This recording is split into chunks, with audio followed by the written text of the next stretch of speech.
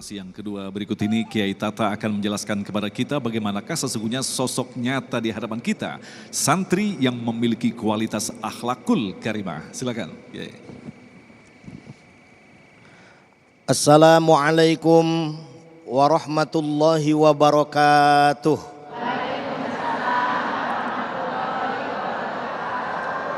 Alhamdulillahilladzi faddala bani Adam bil ilmi wal amal fi jami'il alam. Assalatu wassalamu ala sayyidil arabi wal ajam wa ala alihi wa sahbihil kiram, amma ba'du. Para alim ulama, para habaib, para tuan guru yang saya hormati dan Allah muliakan, yang sama-sama kita cintai dan kita muliakan guru kita Gus Hayyid, juga ustadz kita yang menghantarkan acara ini dengan apik dan baik, Al-Mukarram Mas Agung. Ibu bapak sekalian, jamaah Masjid Kiai Haji Hasyim Asy'ari Jakarta Barat yang ngajinya begitu bersemangat, wajahnya mengkilat, suaminya setia dunia sampai akhirat, tidak akan membagi cinta sampai 4. Sebagaimana kita ketahui, pada tanggal 22 Oktober 1945 Hadratus Syekh Kiai Haji Hasyim Asy'ari mengeluarkan fatwa resolusi jihad untuk santri dan para kiai di pondok-pondok pesantren. Sehingga pada hari ini tepat tanggal 22 Oktober tahun 2022 kita peringati sebagai Hari Santri secara nasional. Alhamdulillah. Apa yang disebut santri? Apa tujuan hidup santri? Dan apa kiprah santri? Pertama, santri dalam bahasa Sanskerta berarti sastra. Sastra itu berarti kitab suci, karena memang fokus kegiatan santri adalah memperdalam kitab suci, dalam hal ini Al-Quranul. Apa tujuan hidup santri? Tujuan hidup santri adalah menjadi manusia sempurna dan paripurna sesuai dengan pedoman Al-Quran, yaitu menjadi ulul ilmi, orang yang berilmu pengetahuan, ulul albab, orang yang memiliki keseimbangan dan kesetimbangan mengolah fakultas fikir dan dzikir yang ada pada dirinya, ulin nuha, menjadi hamba yang menjadikan sejarah sebagai pengalaman hidupnya, ulil absor, menjadikan manusia yang memiliki ketajaman batin, dan ulil amri, menjadi pemimpin-pemimpin yang selamat dan menyelamatkan. Alhamdulillah. Sehingga sebaran santri di seluruh Nusantara bukan hanya jadi pemimpin majlis taklim, bukan hanya pembina masjid, bukan hanya guru-guru ngaji, tetapi sebaran santri kepada berbagai profesi.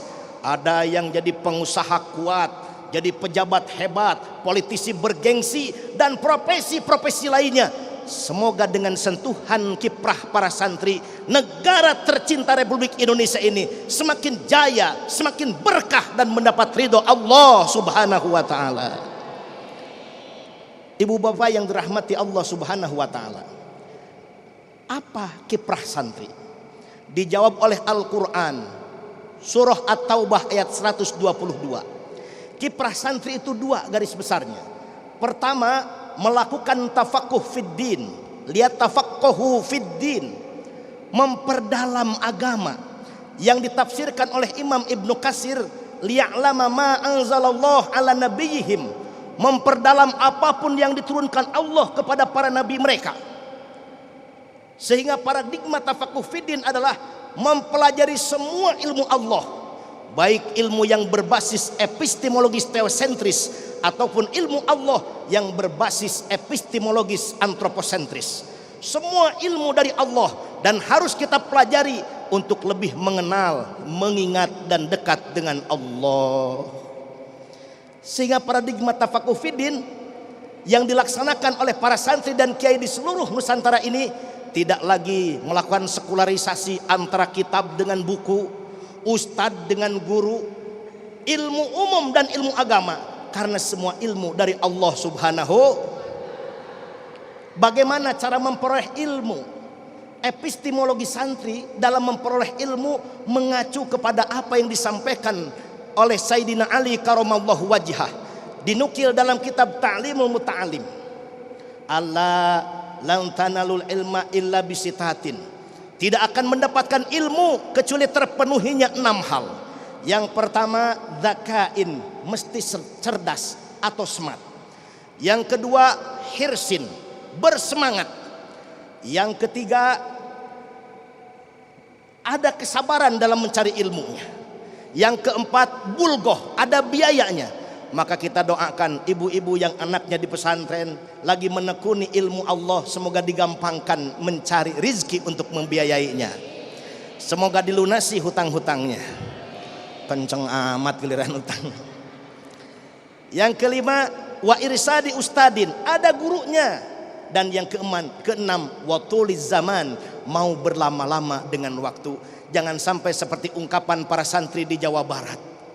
Al kalamu pais lele, ngaji tantimu geus hayang ka awewe. Mesti bersabar, berlama-lama, karena ilmu tidak didapatkan secara instan. Pepatah mengatakan, berakit-rakit ke hulu, berenang-renang ke tepian, bersakit-sakit dahulu, bersenang-senang kemudian.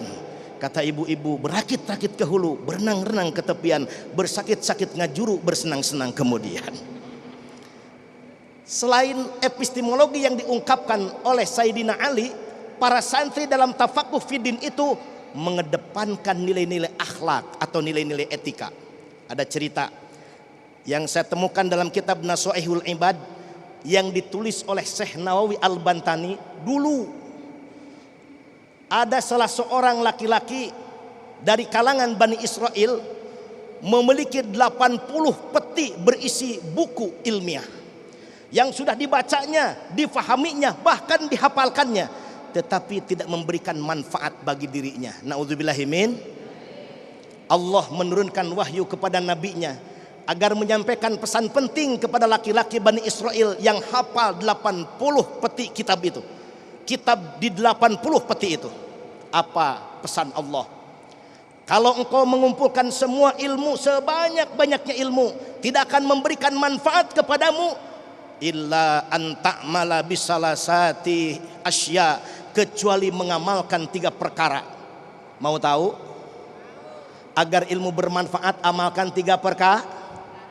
Pertama, la tuhibbad dunya falaisa bidaril mu'minin. Jangan tenggelam mencintai dunia dan melupakan akhirat, karena dunia ini bukan tempat tinggal ideal bagi orang yang beriman.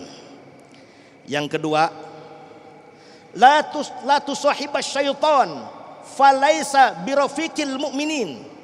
Janganlah mau berteman dengan setan. Lihat samping kiri kanannya. Bukan setan, bukan. Jangan mau berteman dengan setan, karena setan bukan terbaik bagi orang-orang yang beriman.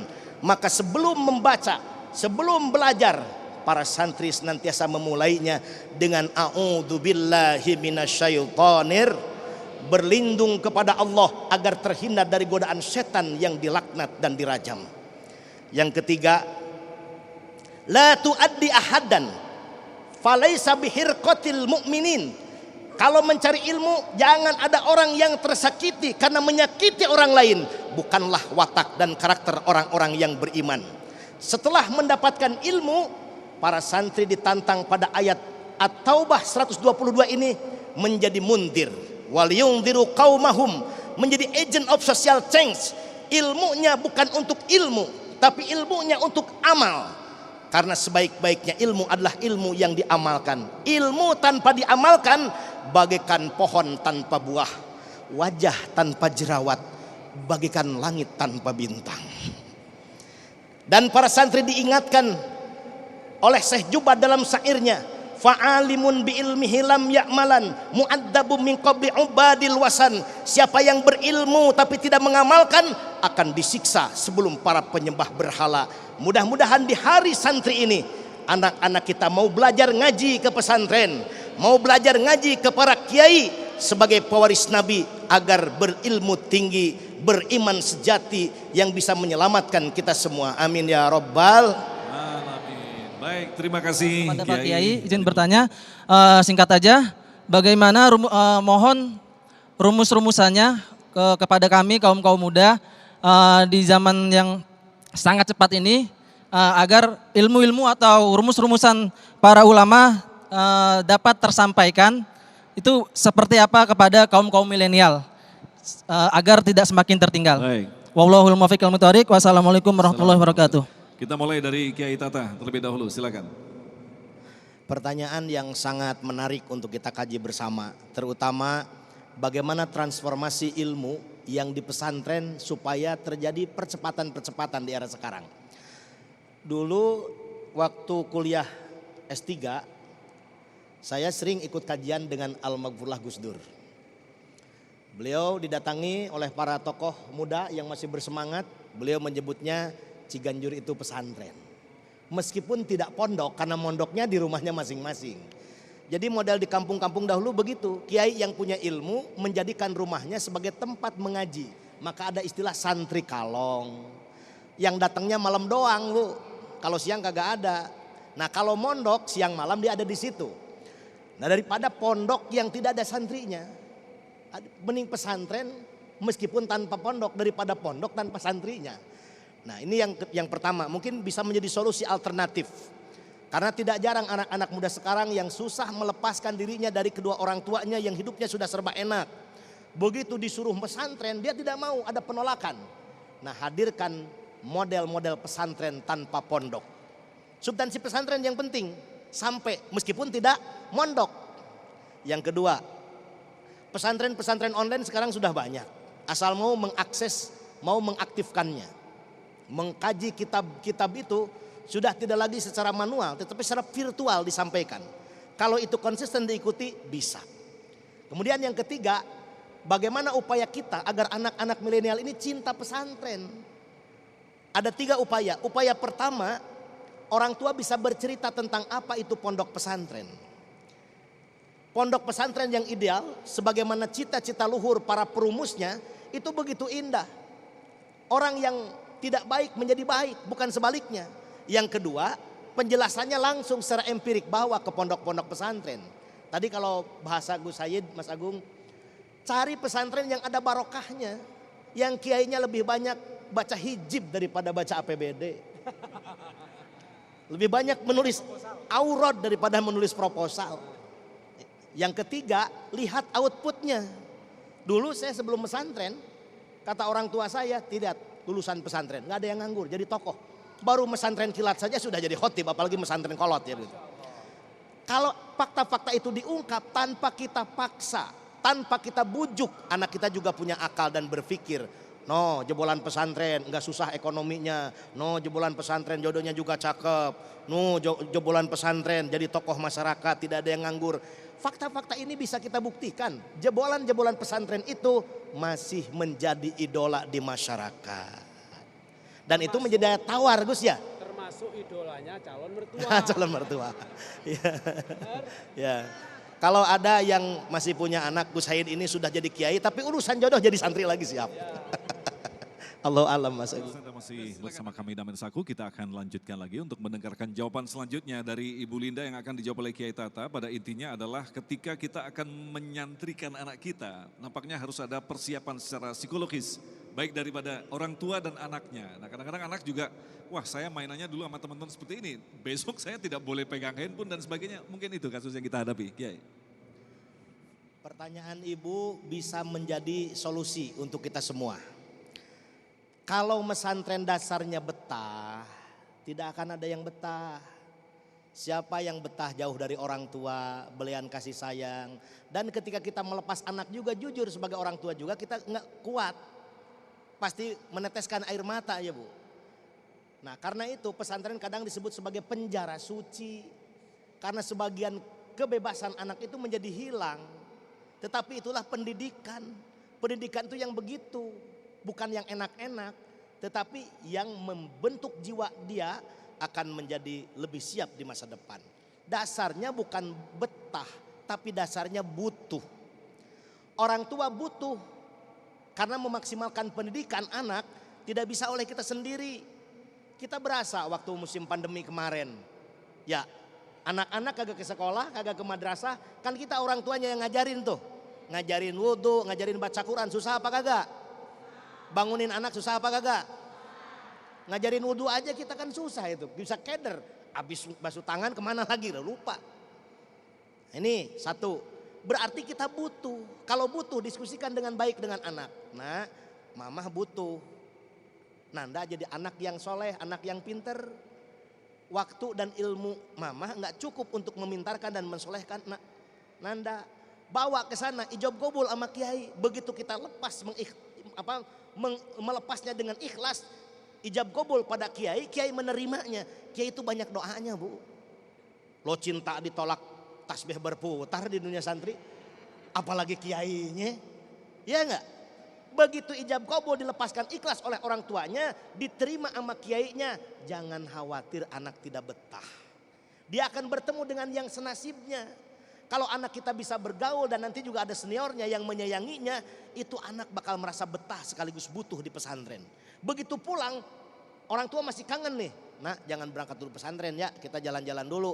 Anak menolak, enggak Bu, mau pesantren, takut ketinggalan pelajaran sama yang lain. Karena dominasi pelajaran di pesantren itu hafalan Mas Agung. Jadi kalau dia tidak masuk ke pesantren agak lama, ketinggalan hafalan, itu bakal sayang. Yang kedua, mengutamakan amaliyah dibandingkan ilmiah. Anak-anak di pesantren tahajudnya tiap malam, enggak tahu dalil tahajud.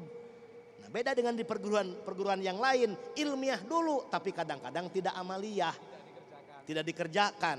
Nah, sehingga nanti kalau pesantren plus dia juga sekolah mempelajari ilmu yang lain, dia menjadi hamba yang berilmu amaliyah dan beramal ilmiah. Ikhlaskan anak kita di pesantren. Nabi Ibrahim lebih parah dari itu ujiannya. Disembelih anaknya. Ini cuma dipisahkan dari dua orang tuanya. Ketika keikhlasan terpancar, kiai juga ikhlas menerimanya.